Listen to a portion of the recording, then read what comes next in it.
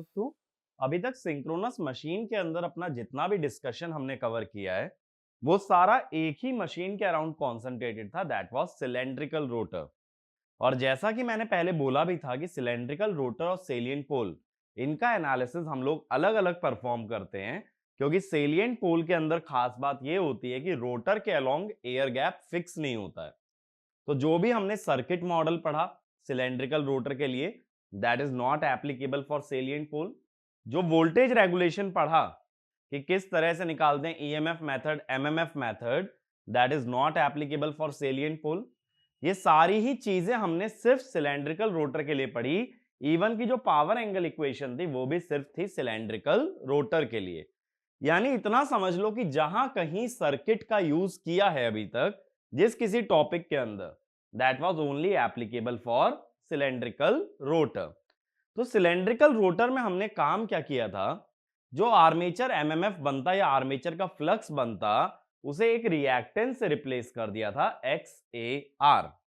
और उसका basic reason क्या होता है, XAR कैसे बन जाता है, कि रोटर के चारों तरफ एयर गैप कांस्टेंट है। एयर गैप कांस्टेंट है तो रिलक्टेंस कांस्टेंट है, रिलक्टेंस कांस्टेंट है तो इंडक्टेंस और रिएक्टेंस भी कांस्टेंट है। इसीलिए हम एक रिएक्टेंस डिफाइन कर पाए XAR।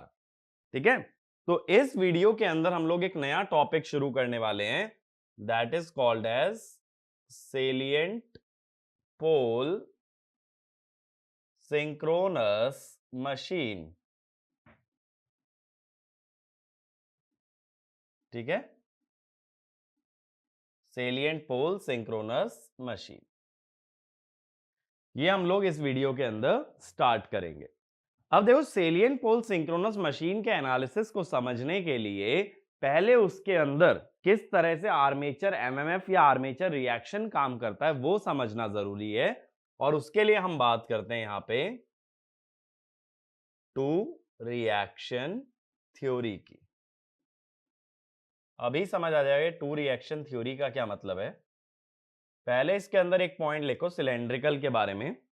In cylindrical rotor synchronous machine the air gap is constant along the rotor periphery, so the reluctance offered to armature mmf, ये ध्यान रखना किस कौन से mmf की बात कर रहा हूं, armature mmf, reluctance offered to armature mmf is independent of the rotor position and hence this reluctance is represented in terms of a constant inductance और constant reactance XAR।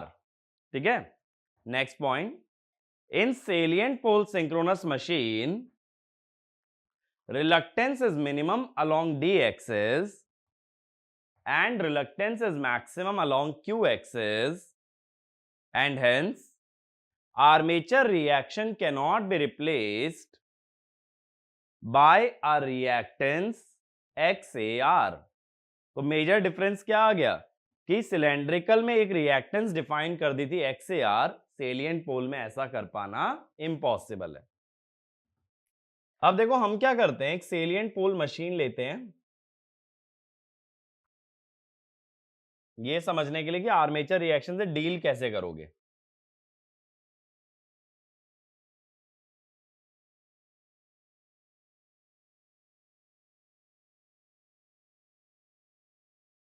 ठीक है, ये रोटर हो गया,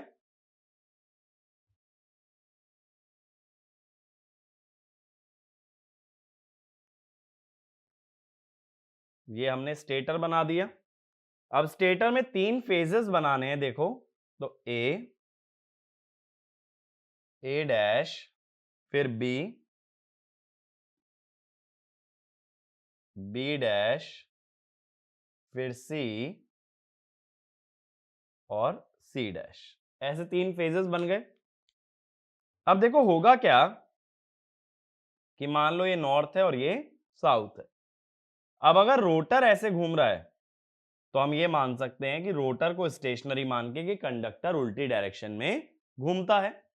अब जरा चेक करना ए में कैसा ईएमएफ इंड्यूस होगा, मैग्नेटिक फील्ड नॉर्थ से बाहर की तरफ, ए की वेलोसिटी ऊपर की तरफ, तो V क्रॉस B डॉट आएगा, ठीक है, तो A डैश में क्रॉस आएगा, ऐसा ईएमएफ बनेगा। और ये बात हम डीसी मशीन से जानते हैं कि पोल जिस कॉइल के अलोंग लाई कर गया उस कॉइल में मैक्सिमम ईएमएफ प्रोड्यूस होता है। ऐसा क्यों? कॉइल ऐसे रखी है ए वाली, पोल ऐसे रखे हैं, तो कितना फ्लक्स बन रहा है? मैग्नेटिक फील्ड कॉइल के पैरेलल जा रही है, कॉइल को कट ही नहीं कर रही। अगर पैरेलल निकल गई तो इस कॉइल का फ्लक्स होगा 0। फ्लक्स से ईएमएफ 90 डिग्री लैग करता है, तो अगर फ्लक्स 0 है तो ईएमएफ मैक्सिमम बनेगा। तो इसमें लिखना, if initially the poles lie along A dash, then maximum EMF is induced in A phase of the coil. Maximum EMF is induced in A phase of the coil. अब इसका मतलब है A phase का EMF ऐसे लिख सकते हो, EM cos omega T. Cos क्यों लिखा? क्योंकि 0 टाइम पे इनिशियली इसकी वैल्यू मैक्सिमम आ रही है। बी वाला इससे 120 लैग करता है, इसीलिए EM cos omega T minus 120। सी वाला 240 लैग करता है या 120 लीड करता है, cos ओमेगा टी प्लस 120। ये तीनों EMF बन गए। अब हम क्या जानते हैं, जितना भी मशीन हम ये तक हमने सिंक्रोनस मशीन पढ़ा है कि आर्मेचर करंट और ईएमएफ के बीच का एंगल होता है साई, जिसे कहते हैं इंटरनल पावर फैक्टर एंगल। अब मैं कहता हूं, if the machine has internal power factor angle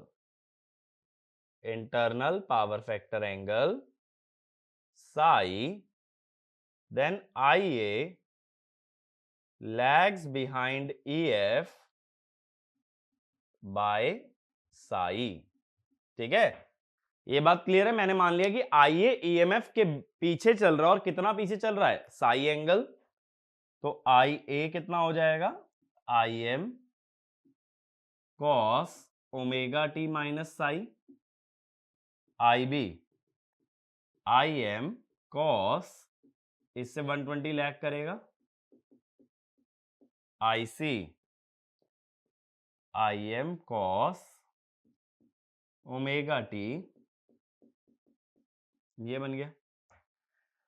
अब देखो EMF तो मैक्सिमम था at omega T equal to 0, तो at omega T equal to 0 EA is maximum. लेकिन ये बताओ IA मैक्सिमम कब हो रहा है? IA becomes maximum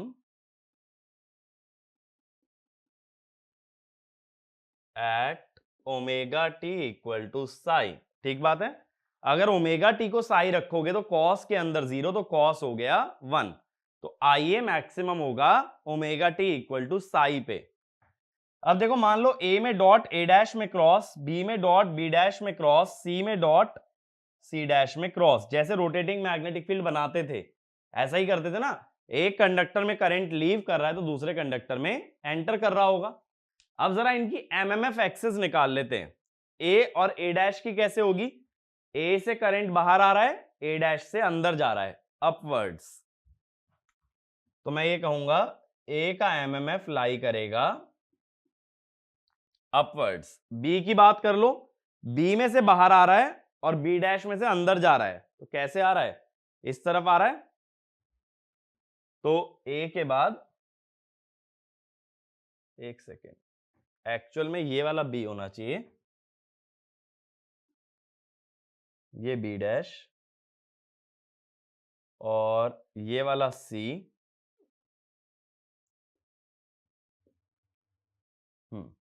ऐसे होना चाहिए। ठीक है, तो अब बी का अगर देखोगे, बी में से बाहर आ रहा है, बी डैश में से अंदर, तो इस तरफ आएगा बी का एमएमएफ। बी का एमएमएफ आएगा ऐसे, एफ बी, ठीक है। और फिर सी का एमएमएफ कैसे आएगा, सी से बाहर और सी डैश से अंदर, तो इस तरीके से आएगा सी का एमएमएफ एफ सी, ठीक है। अब देखो जब ओमेगा टी को साई रख दोगे तो at omega T equal to psi, जरा बताना आई ए कितना है, आई ए है आई एम, आई बी कितना है, आई बी है I M cos of -120 minus I M by 2, और आई सी कितना है I M cos of 120 minus I M by 2। मैंने रोटेटिंग फील्ड थ्योरी में भी बताया था, अगर कोई करंट या एमएमएफ नेगेटिव आ जाए मतलब कि उसकी डायरेक्शन उल्टी है। तो ये हो गया एफ ए जो कि है मैक्सिमम, एफ बी नेगेटिव आ रहा है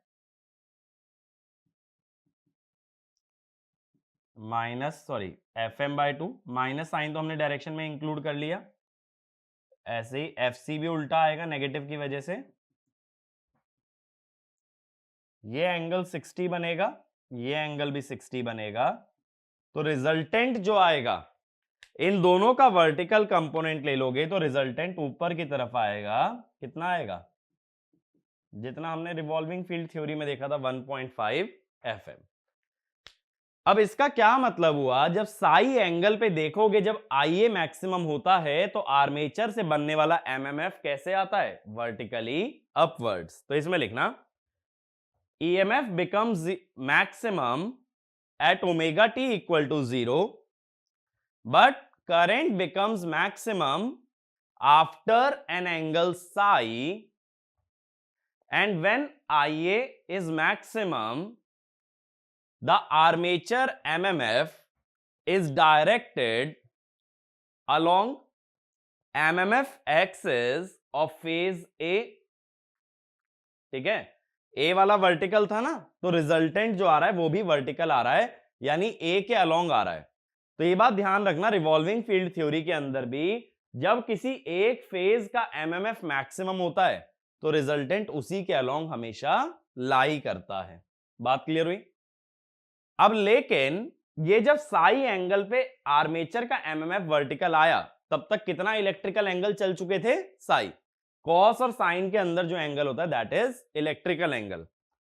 लेकिन हम यहां बात कर रहे हैं दो पोल्स की जिसकी वजह से mechanical angle equal to electrical angle. तो इसमें लिखना when armature MMF becomes maximum at an angle psi, we have traversed an angle psi in mechanical domain as well, because for two poles mechanical angle and electrical angle are equal, ठीक है। Mechanical angle and electrical angle are equal. तो mechanical domain में psi angle चलने का मतलब ये हुआ कि ये जो पोल्स हैं ये भी कितना रोटेट कर गए, साई। तो जब तुमने करंट में साई चला है तब तक मैकेनिकल पोल्स भी रोटेट कर चुके होंगे साई। ये बात समझ आ रही है। मैंने बोला जब दो पोल है तो जितना एंगल इलेक्ट्रिकल में चलोगे उतना ही मैकेनिकल में। मैकेनिकल में कौन मूव कर रहा है एक्चुअल में, पोल्स। तो मैं कह रहा हूं पोल्स भी चल चुके होंगे एंगल साई। अब होगा क्या, देखो एसी मशीन के अंदर दोबारा हम डायग्राम ड्रॉ कर लेते हैं। पहले पोल्स इस एक्सिस पे थे, अब मैं कह रहा हूं ये साई एंगल चल चुके हैं,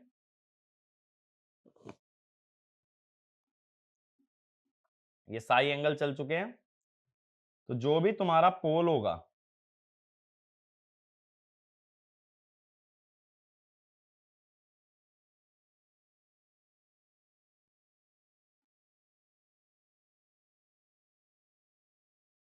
इस टाइप से लाई कर जाएगा पोल। अब जो हमारी कॉइल्स थी, कॉइल्स ऐसे थी ए डैश, फिर बी डैश,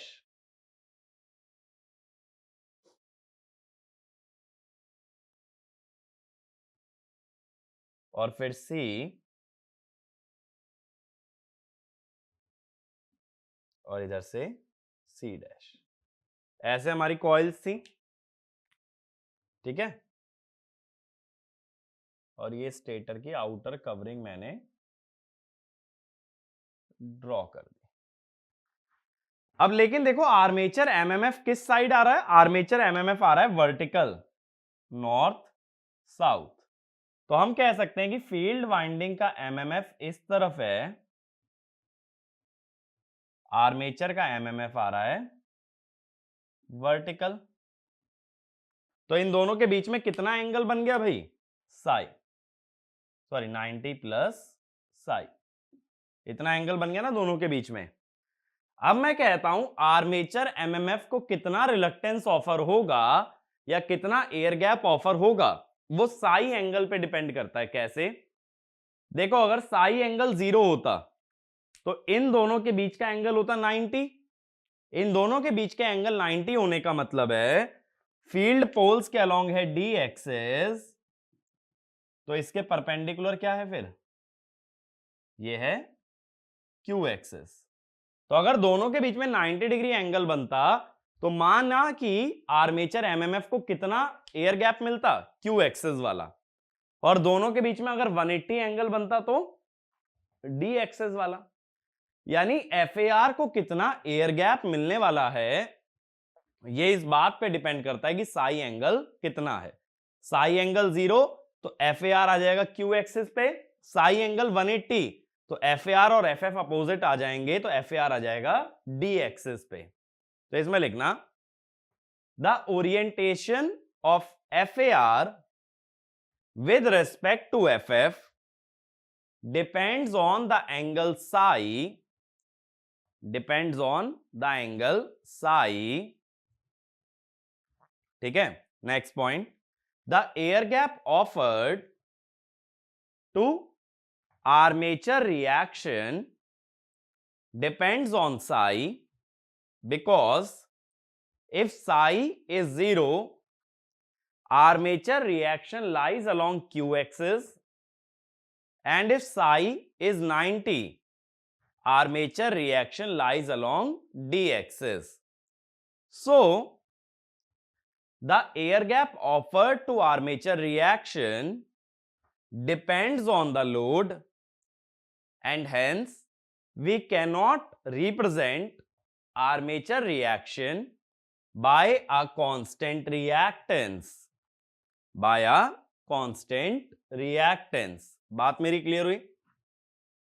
पहले क्या था कि आर्मेचर एमएमएफ कहीं भी लाई कर जाए एयर गैप तो बराबर था चारों तरफ, तो उसको एक रिलक्टेंस या एक रिएक्टेंस से रिप्लेस कर दिया।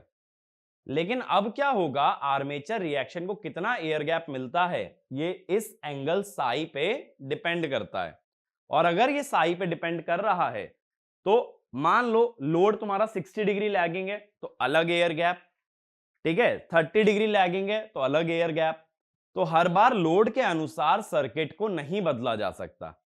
अगर तुम कहो भाई मुझे तो एक्सएआर से ही दिखाना है, मेरे को तो सिलेंड्रिकल का सर्किट ही सेलिएंट पोल में चलाना है, तो तुम्हें यह मालूम होना चाहिए कि एफएआर को कितना एयर गैप मिल रहा है और उसके लिए यह मालूम होना चाहिए कि लोड का पावर फैक्टर कितना है।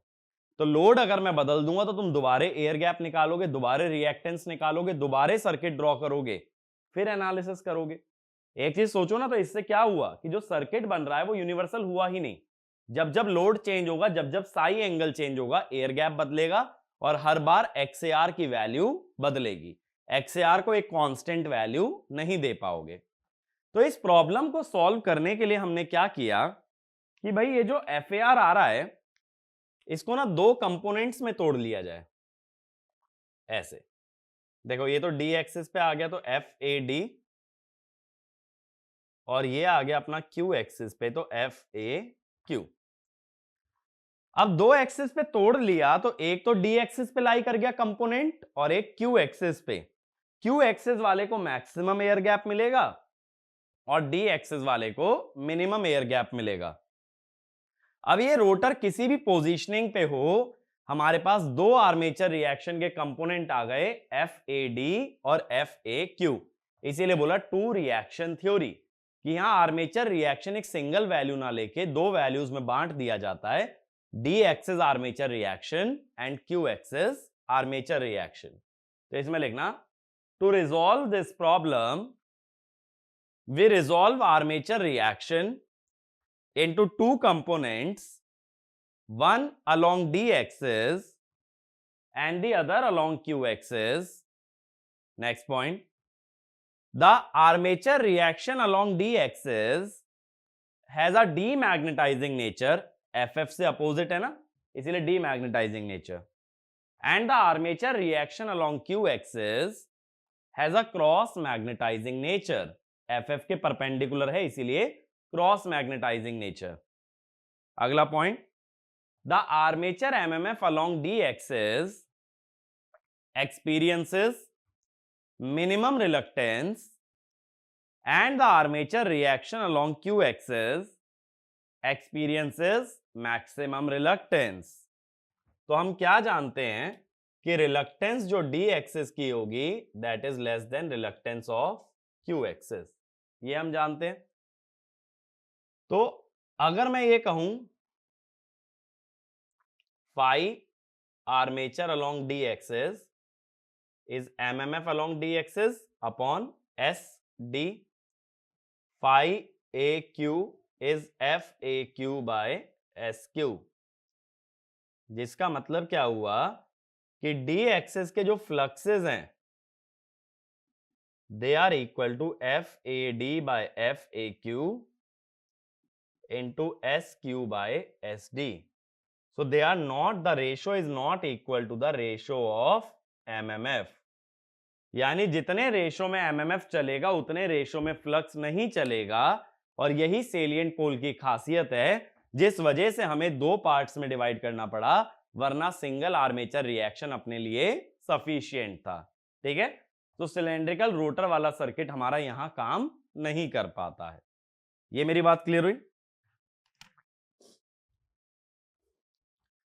अब देखो इस पे थोड़ा सा हम और समझते हैं कि क्या होता है।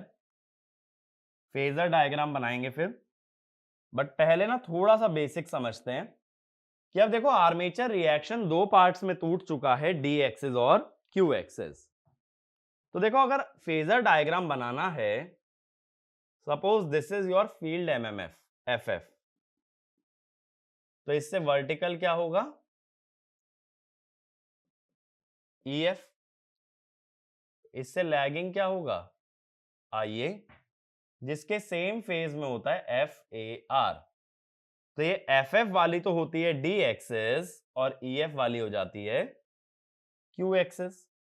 तो एफ ए आर को दो पार्ट्स में डिवाइड कर दिया जाता है, एक तो डी एक्सिस पे F A D, Q axis पे एफ ए क्यू, दो पार्ट्स में बट गया ये।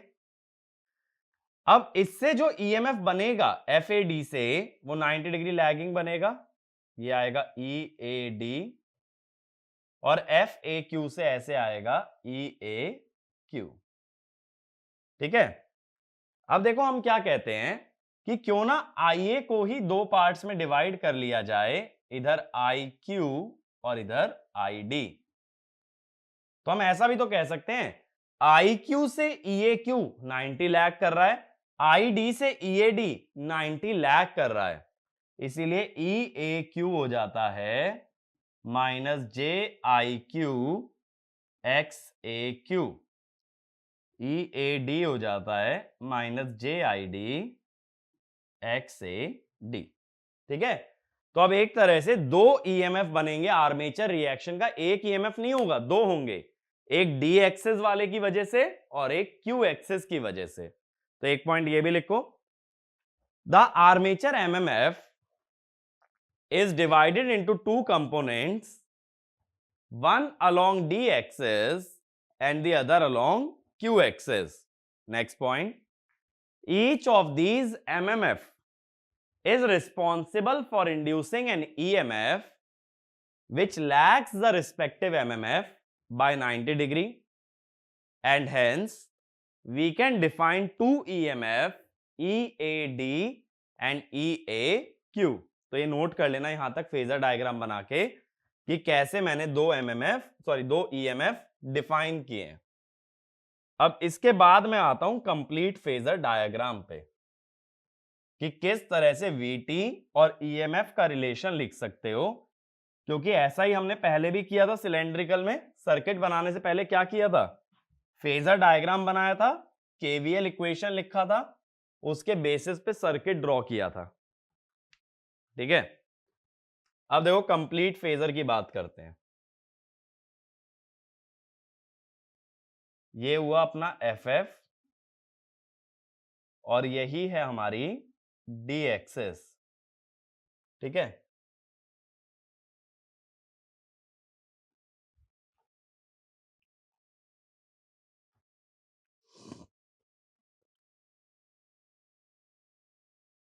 ये हुआ हमारा ई एफ, एफ एफ से बनने वाला ईएमएफ जो 90 डिग्री लैग कर रहा है, और ये है अपनी क्यू एक्सेस।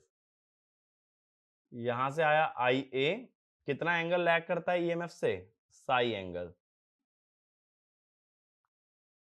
जिसको हमने दो पार्ट्स में करंट को डिवाइड कर लिया, आई डी आई क्यू। अब देखो ईएमएफ में और कौन कौन से ईएमएफ आएंगे। एक तो आर्मेचर रिएक्शन का, मैंने बताया था दो ईएमएफ है, ई ए क्यू और ई ए डी। तो ईएमएफ में ई ए क्यू ऐड हुआ minus j I q x A Q, फिर ई ए डी ऐड हुआ minus j I d x A D. अब आर्मेचर रिएक्शन के अलावा सिलेंड्रिकल रोटर में और क्या क्या लिया था, एक तो एक्सएआर था, एक एक्सएल था, लीकेज। लीकेज वाला ईएमएफ या पहले कह लो लीकेज वाला जो एमएमएफ होता है वो भी आर्मेचर के सेम फेज में होता है, एफ ए एल, और इसका ईएमएफ इससे 90 डिग्री लैग करता है। तो ई ए एल जब लोगे तो आर्मेचर करंट के परपेंडिकुलर आएगा ई ए एल। ये तो सारे ईएमएफ हो गए। एक और वोल्टेज ड्रॉप होता है सिलेंड्रिकल रोटर में, I a R a. Armature resistance का ड्रॉप भी तो कंसीडर करोगे, तो आई ए आर ए का जो ड्रॉप आएगा इस तरह से आएगा, माइनस आई ए आर ए। आई ए के एंटी पैरेलल, आई ए ऊपर जा रहा है तो आई ए आर ए नीचे आ रहा है। अब यहां से हमारा वीटी बन जाएगा, ये बन गया वीटी, और ये कितना एंगल लैग कर रहा है, डेल्टा, और ये कितना एंगल है, फाई।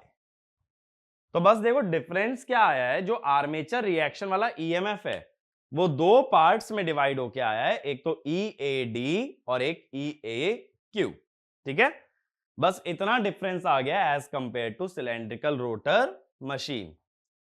अब इसके लॉजिक से अगर हम ये लिखें कि वीटी कितना बन रहा है, इस डायग्राम से अगर लिखें तो वीटी लिखने के लिए लिखोगे E F plus E A Q plus E A D plus E A L, ये सारे ईएमएफ ऐड हो गए, माइनस आई ए आर ए, यही बनेगा ना वीटी। अब देखो ई ए क्यू मैंने लिखा था minus j I q x A Q, E A D लिखा था minus j I d x A D. Leakage तो हम जानते हैं कि लीकेज रिएक्टेंस से रिप्लेस होता है, j I a X a l minus I a R a. Leakage को डी और क्यू में नहीं तोड़ा, लीकेज तो लीकेज है simply j I a X a l, क्योंकि वैसे भी हम ये जानते हैं, देखो जब वोल्टेज रेगुलेशन के मेथड पढ़ाए थे तो मैंने ये बोला था लीकेज को हमेशा ईएमएफ की तरह ही ट्रीट करना है, उसको एमएमएफ की तरह ट्रीट नहीं करना है। अब देखो ये जो आई ए है, अगर फेजर डायग्राम से ध्यान दोगे तो आई ए को लिख सकते हो I q plus I d. I a जो आर्मेचर करंट है वो दो चीजों से बना है, एक तो क्वाड्रेचर एक्सिस करंट और एक डायरेक्ट एक्सिस करंट। तो IA को अगर ID प्लस IQ लिखोगे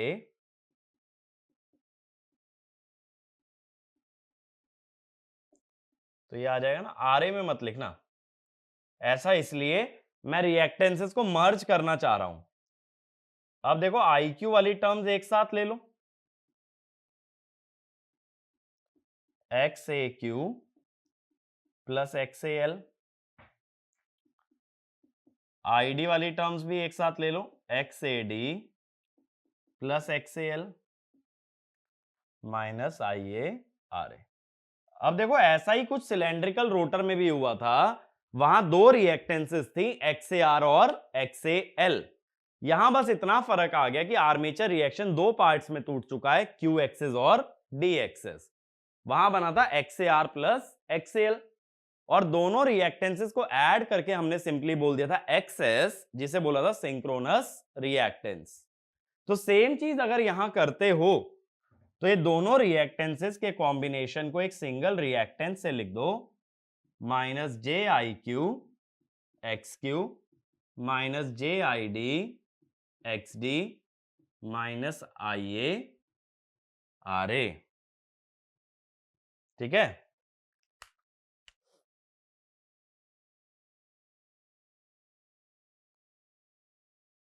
अब जैसे सिलेंड्रिकल में डिफाइन किया था कि आर्मेचर रिएक्शन प्लस लीकेज को बोलते हैं सिंक्रोनस रिएक्टेंस, तो XD को बोलोगे direct axis synchronous reactance,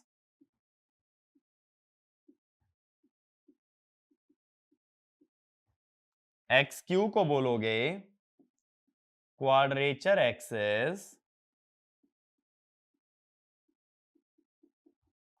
synchronous reactance.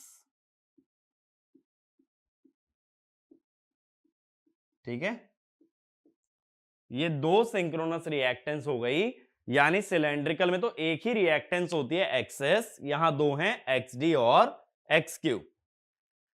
अब देखो लेकिन हम क्या जानते हैं कि रिलक्टेंस जो D एक्सिस की होती है वो कम होती है Q एक्सिस से। अब इंडक्टेंस होती है N स्क्वायर बाय रिलक्टेंस, इसलिए ऐसा कह सकते हो कि LD will be greater than LQ, तो XAD will be greater than XAQ, जिसका मतलब XD is greater then XQ। क्योंकि XAD से XD पे कैसे जा रहे हो, बाय एडिंग लीकेज।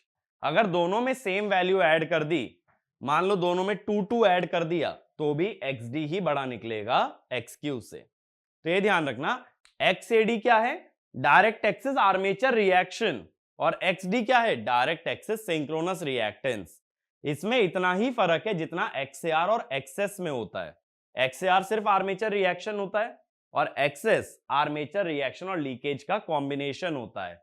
सेम चीज है, XAD और लीकेज मिलके XD बनाता है, XAQ और लीकेज मिलके XQ बनाता है। अब इस फेजर डायग्राम से अगर ID लिखना हो तो ये होगा IA साइन साई, IQ होगा IA कॉस साई। क्योंकि ये KVL की इक्वेशन लगाने के लिए ID और IQ पता होना जरूरी है, और साथ साथ ID और IQ का एंगल भी पता होना चाहिए, because they will be substituted as phasor.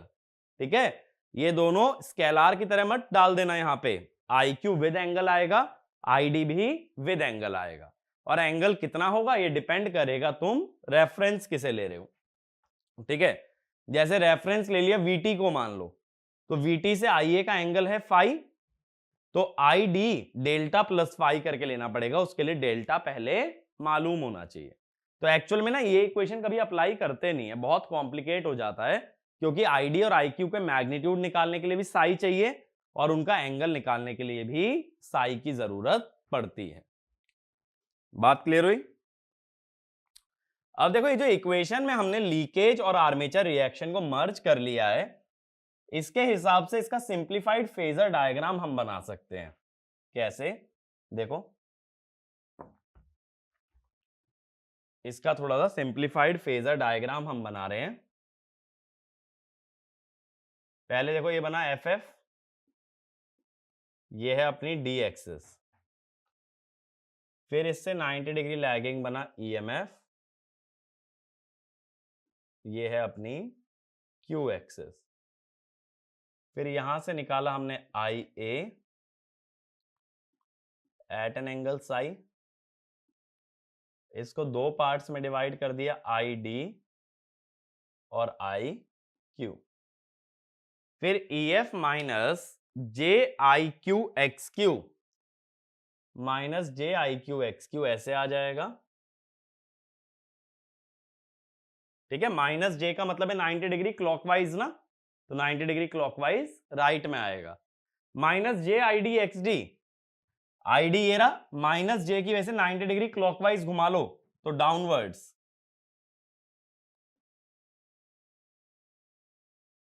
फिर माइनस आई ए आर ए, तो ये हो गया आई ए आर ए। तो यहां से बन गया अपने पास वी टी, ये एंगल हो गया डेल्टा, ये एंगल हो गया फाई। ठीक है, तो बस इसमें क्या हुआ कि लीकेज जो है आर्मेचर रिएक्शन के साथ मर्ज हो गई और दो ही रिएक्टेंस बन गई एक्स क्यू और एक्स डी।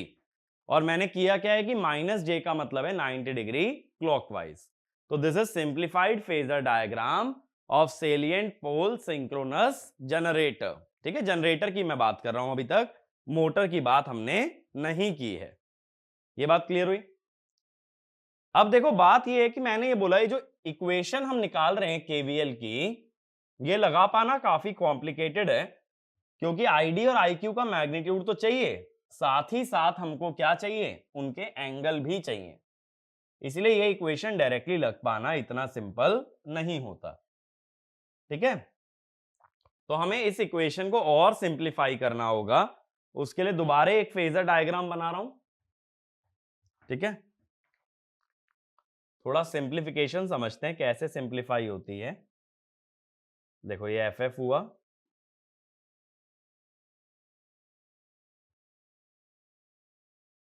ये हुआ ईएमएफ।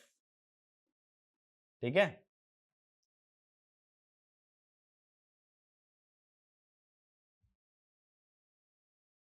ये हुआ आई ए एट एन एंगल साई, ये गया आई डी और ये गया आई क्यू। अब पहले राइट हैंड साइड पे एक फेजर बनाना है, आई क्यू एक्स क्यू, फिर नीचे आई डी एक्स डी, और फिर इधर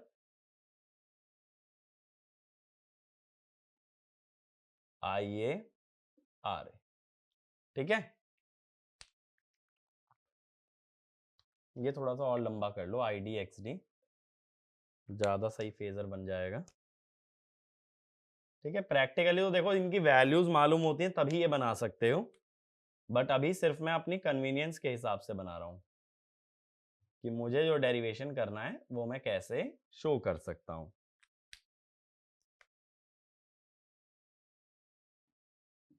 ये है वी टी डेल्टा फाई। अब देखो अगर ईएमएफ की एक सिंप्लीफाइड इक्वेशन डिराइव करनी है तो हम क्या करते हैं, ये जो आई ए आ रही है ना, इस पे एक परपेंडिकुलर ड्रॉप कर देते हैं ऐसे। ठीक है, और ये ट्राइंगल पूरा कर लेते हैं। आई ए आ रहे, देखो आई ए के तो पैरेलल ही होगा ना, आई ए आ रहे या रेजिस्टेंस का वोल्टेज करंट के सेम फेज में होता है, तो आई ए आ रहे is in phase with I a. और ये आई ए पे परपेंडिकुलर लाइन हो गई, ये लाइन हो गई परपेंडिकुलर टू आई ए, और ये हो गई हॉरिजॉन्टल है ना, तो परपेंडिकुलर टू वर्टिकल।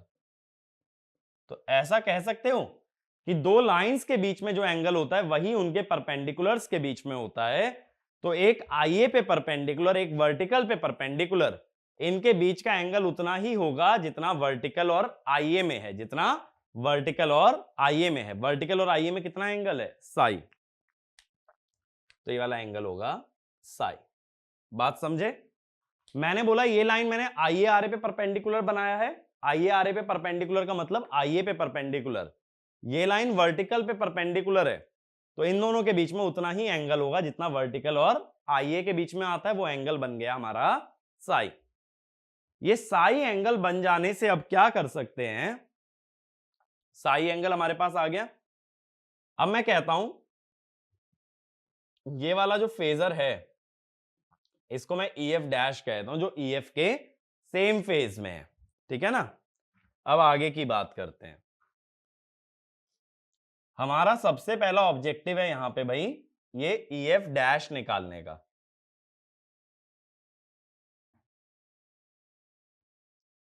अब उसके लिए मैं क्या करता हूं कि ये वाला जो ट्राइंगल है ना, इस ट्राइंगल को नाम मैं दे देता हूं ABC, ठीक है। ABC मैंने बना लिया। इसमें BC कितना है, BC अगर ध्यान से देखोगे ऊपर वाली हाइट के बराबर है IQ XQ।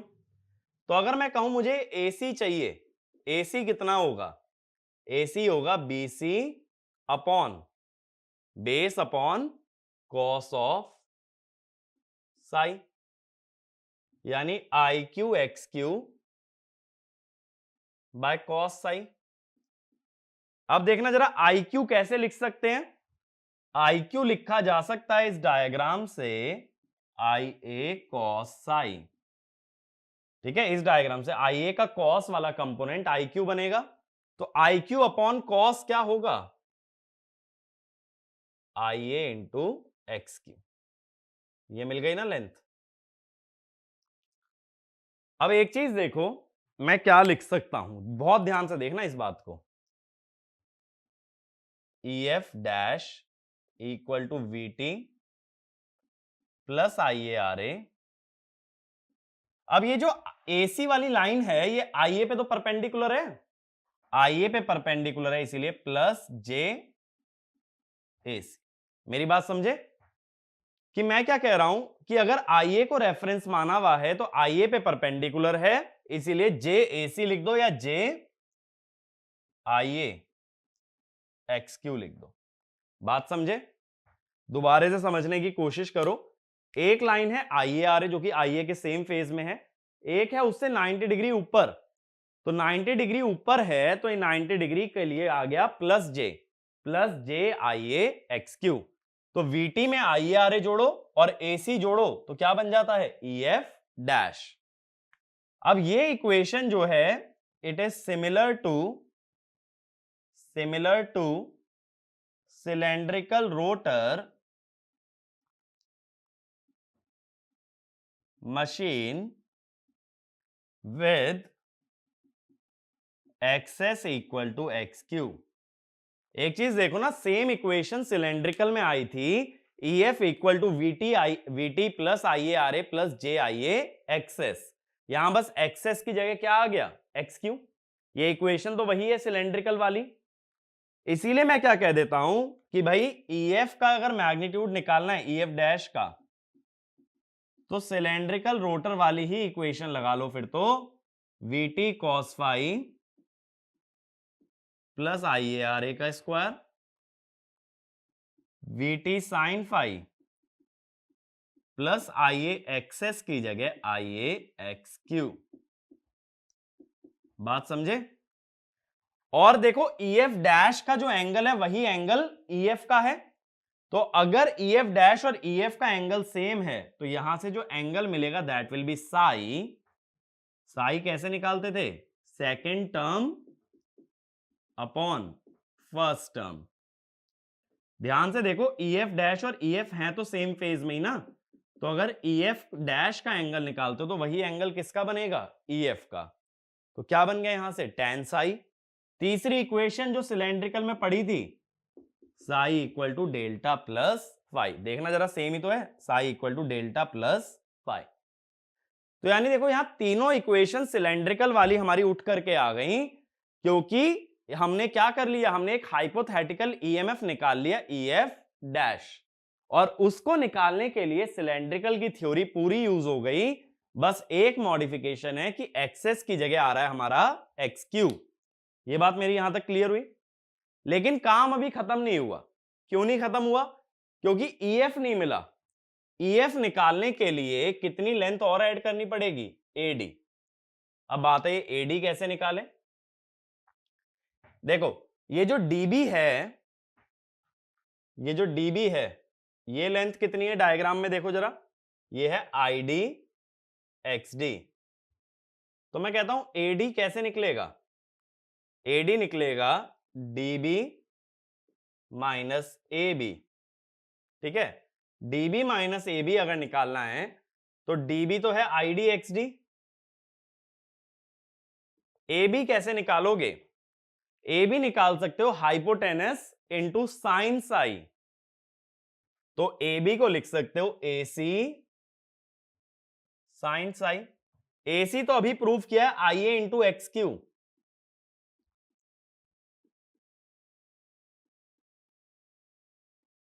ठीक है, अब ID अगर यहां लिखते हैं इस फिगर से, कैसे लिखते हैं? IA का जो वर्टिकल कंपोनेंट है वो कॉस साई है, तो हॉरिजॉन्टल कितना होगा?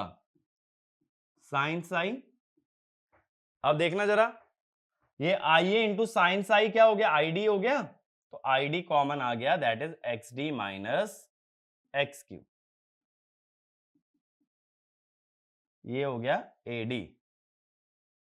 ठीक है, अब देखो ये जो EF डैश है ये वर्टिकल है, AD भी वर्टिकल है, EF भी वर्टिकल है। तो इसके बाद एक पॉइंट लिखना, EF dash AD and EF all lie along the same axis, hence we can directly add EF dash and AD to obtain EF। तो अब मैं क्या कह रहा हूं, चौथी इक्वेशन जो तुम्हें एक्स्ट्रा याद करनी है, that is EF equal to EF dash plus AD, EF dash plus ID XD minus XQ। ये है चौथी इक्वेशन। बस इस इक्वेशन की खासियत क्या है? ये स्केलर इक्वेशन है, इसमें कोई भी फेजर नहीं है। ठीक है, तो सिर्फ ID into XD minus XQ add करना है, बट उसके लिए ID निकालना पड़ेगा। ID कहां से आएगा? यहां से। तो इसके अलावा और क्या याद करना पड़ेगा? ID equal to IA sine psi, IQ IA cos psi. इतना डेटा ये जो मैंने नीचे ब्लैक में लिखा हुआ है, ये तुम्हें याद होना चाहिए सेलिएंट पोल के लिए, और तुम इस पे बेस्ड हर क्वेश्चन कर सकते हो। ठीक है, अभी मैं ये चीज आगे चल के बताऊंगा कि कैसे सेम इक्वेशन को मोटर, लीडिंग, लैगिंग, जैसे सिलेंड्रिकल में ट्रिक समझाया था, सेम ही इक्वेशन इतना ही बस याद कर लो, तो इससे तुम हर क्वेश्चन सॉल्व कर जाओगे। कोई भी एक्स्ट्रा चीज सेलिएंट पोल में याद करने की जरूरत नहीं पड़ेगी। तो क्या समझे यहां से कि सिलेंड्रिकल वाला मेथड लगा करके EF नहीं आता, EF डैश आता है, तो एक इक्वेशन एक्स्ट्रा पड़ जाती है, EF equal to EF dash plus ID into XD minus XQ, जहां हर वैल्यू एक स्केलर वैल्यू है, it is not a phasor value. और ID निकालने के लिए यूज होगा IA साइन साई, और साई यहां से निकल जाएगा। ठीक है, साई गिवन नहीं होता क्वेश्चन में, साई हमेशा तुम्हें निकालना पड़ेगा। ठीक है, अब इसके बाद लिखना, phasor diagram of salient pole synchronous generator at leading power factor. At leading power factor, ये लैगिंग का तो मैंने बनाया है, एक बार ट्राई करो लीडिंग का बनाने के लिए। इसका फेजर डायग्राम बनाओ लेकिन लीडिंग पावर फैक्टर पे।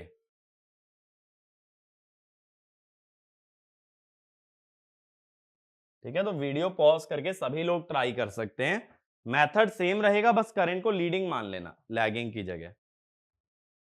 ठीक है, तो जो लोग ट्राई कर चुके हैं, मैं ड्रॉ कर रहा हूं, शुरुआत यहीं से होगी FF,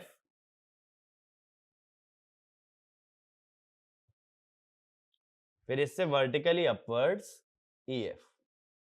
अब की बार IA को राइट में ना लेके लेफ्ट में ले लूंगा, IA at an angle psi, जिससे कि ये कंपोनेंट बन गया IQ और ये बन गया ID। अब EF में से पहले घटाते हैं JIQ XQ, J I q X Q, थोड़ा सा ई एफ नीचे कर लेता हूं,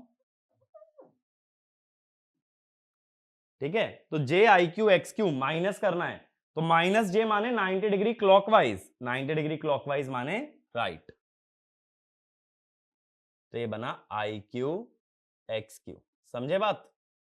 minus j I q X q होता, माइनस जे का मतलब होता है 90 डिग्री क्लॉकवाइज, तो आई क्यू से 90 डिग्री क्लॉकवाइज यानी राइट में।